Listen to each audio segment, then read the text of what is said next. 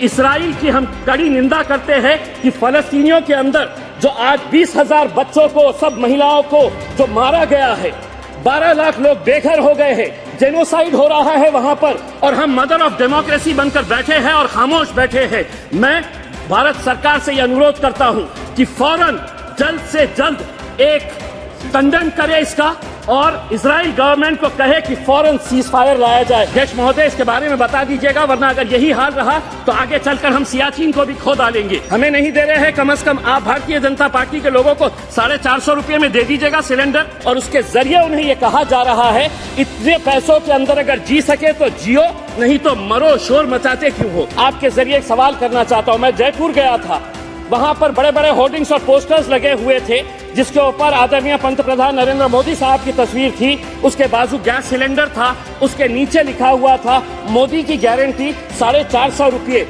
हम सरकार में आ गए तो मध्य प्रदेश और राजस्थान के अंदर हम 450 रुपये के अंदर गैस सिलेंडर बेचेंगे। मैं आपके जरिए मंत्री साहब से पूछना चाहता हूं, आदरणीय करार साहब से, आपके महाराष्ट्र के अंदर क्यों नहीं दे रहे हैं? 25 पेट्रोलिंग पॉइंट्स हम खो चुके हैं। डेमसोंग हमारे हाथ में है क्या? इसका जवाब आप दीजिएगा।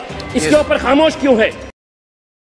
अध्यक्ष महोदय, महंगाई को लेकर पंतप्रधान जी से मैं आपके जरिए एक सवाल करना चाहता हूं। मैं जयपुर गया था, वहां पर बड़े बड़े होर्डिंग्स और पोस्टर्स लगे हुए थे जिसके ऊपर आदरणीय पंतप्रधान नरेंद्र मोदी साहब की तस्वीर थी, उसके बाजू गैस सिलेंडर था, उसके नीचे लिखा हुआ था मोदी की गारंटी 450 रुपये। हम सरकार में आ गए तो मध्य प्रदेश और राजस्थान के अंदर हम 450 रुपये के अंदर गैस सिलेंडर बेचेंगे। मैं आपके जरिए मंत्री साहब से पूछना चाहता हूं, आदरणीय करार साहब से, आपके महाराष्ट्र के अंदर क्यों नहीं दे रहे हैं? हमें नहीं दे रहे हैं, कम से कम आप भारतीय जनता पार्टी के लोगों को 450 रुपये में दे दीजिएगा सिलेंडर।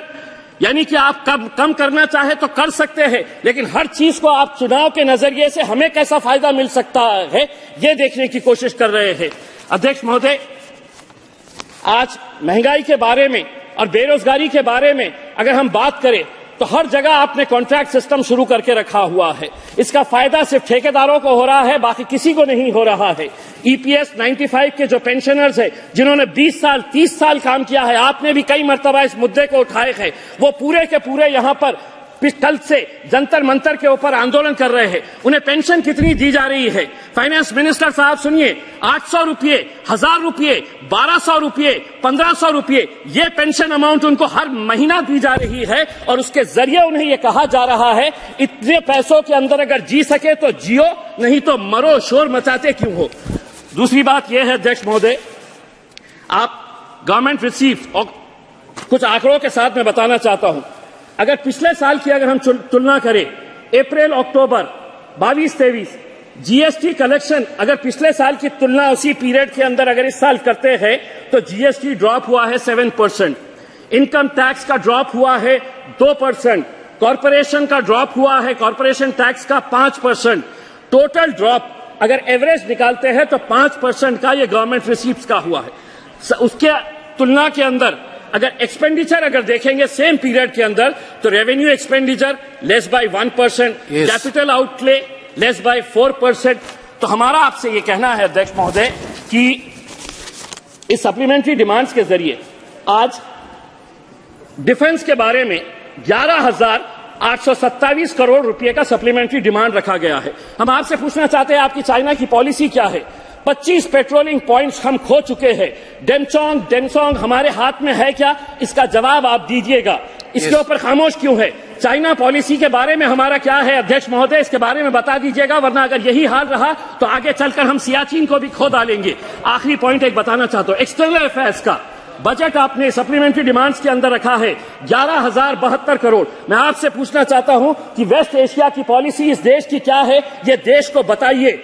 आज हम हिंदुस्तान की सरकार से यह अपील करते हैं कि इसराइल की हम कड़ी निंदा करते हैं कि फलस्तीनियों के अंदर जो आज 20,000 बच्चों को, सब महिलाओं को जो मारा गया है, 12 लाख लोग बेघर हो गए हैं, जेनोसाइड हो रहा है वहां पर, और हम मदर ऑफ डेमोक्रेसी बनकर बैठे हैं और खामोश बैठे हैं। मैं भारत सरकार से यह अनुरोध करता हूं कि फौरन जल्द से जल्द एक कंडेम करे इसका, और इजराइल गवर्नमेंट को कहे कि फौरन सीज फायर लाया जाए इस मुद्दे के ऊपर। अध्यक्ष महोदय, सिर्फ 30 सेकंड का वक्त दीजिएगा।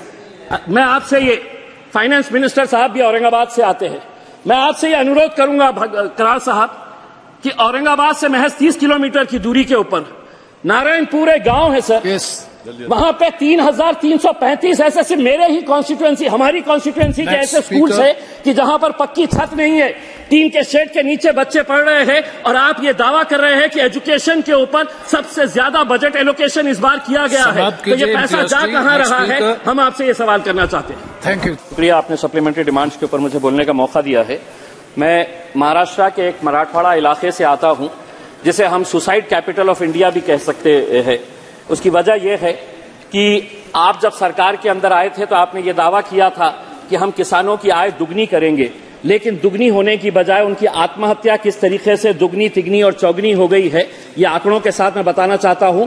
हिंदुस्तान का एक बहुत छोटा सा क्षेत्र है, सिर्फ उसी के आंकड़े में बताना चाहता हूं, मराठवाड़ा के, और इस मराठवाड़ा के क्षेत्र में जनवरी से लेकर नवंबर तक 1000 किसानो63 ने आत्महत्या की है, जिसके अंदर औरंगाबाद जो मेरा चुनावी क्षेत्र आता है 160 किसानों ने आत्महत्या की, नांदेड़ में 163 किसानों ने, बीड़ में 253 किसानों ने, उस्मानाबाद में 161 किसानों ने, ऐसे कुल मिलाकर सिर्फ एक छोटे से क्षेत्र की अगर हम बात करें तो 1000 किसानों ने आत्महत्या की है। मैं आपसे ये पूछना चाहता हूं कि अगर हम किसानों के बारे में इतनी बड़ी बड़ी बातें करते हैं तो आखिर ये किसान इतनी आत्महत्या कैसा कर रहे हैं, और सिर्फ एक छोटे से क्षेत्र के बारे में मैं बात कर रहा हूं। अध्यक्ष महोदय, आप ये नारा लगाते हैं कि सबका साथ सबका विकास, आप मेरा विकास कैसा कर रहे हैं मैं आपको बताना चाहता हूं आंकड़ों के साथ। आप इस फाइनेंशियल ईयर में budgetary allocation for ministry of minority affairs को कितने परसेंट से घटाए हैं, तो 38.3% से आपने माइनॉरिटी का बजट घटाए हैं।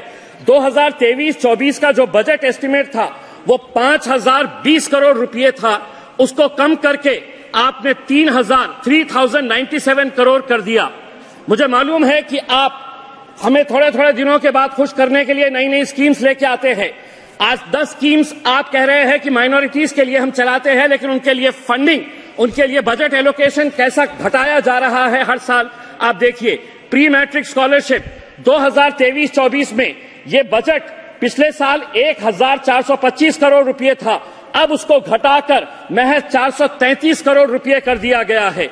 और आप जानते हैं कि प्री मैट्रिक स्कॉलरशिप का मतलब यह है कि जो बच्चे स्कूल के अंदर आज सबसे ज्यादा ड्रॉप आउट किसका है, तो हमारे बच्चों का ड्रॉप आउट है आज स्कूल लेवल के ऊपर, और वो स्कॉलरशिप का भी अमाउंट आपने किस हद तक कम कर दिए हैं। मेरिट का मीन्स बेस्ड स्कॉलरशिप, पिछले साल आपका बजट एलोकेशन कितना था, तो 365 करोड़ रुपए था, उसको घटाकर 365 करोड़ रुपए से आपने सिर्फ 44 करोड़ रुपए के ऊपर लेकर आ गए हैं। दूसरी सारी स्कीम्स है जिसको नाम बड़े खूबसूरत दिए गए हैं, नई उड़ान, नया सवेरा, लेकिन बजट हर टाइम आप कम करते जा रहे हैं, और फिर ये नारा लगा रहे हैं कि आप सबका साथ सबका विकास करने की बात कर रहे हैं।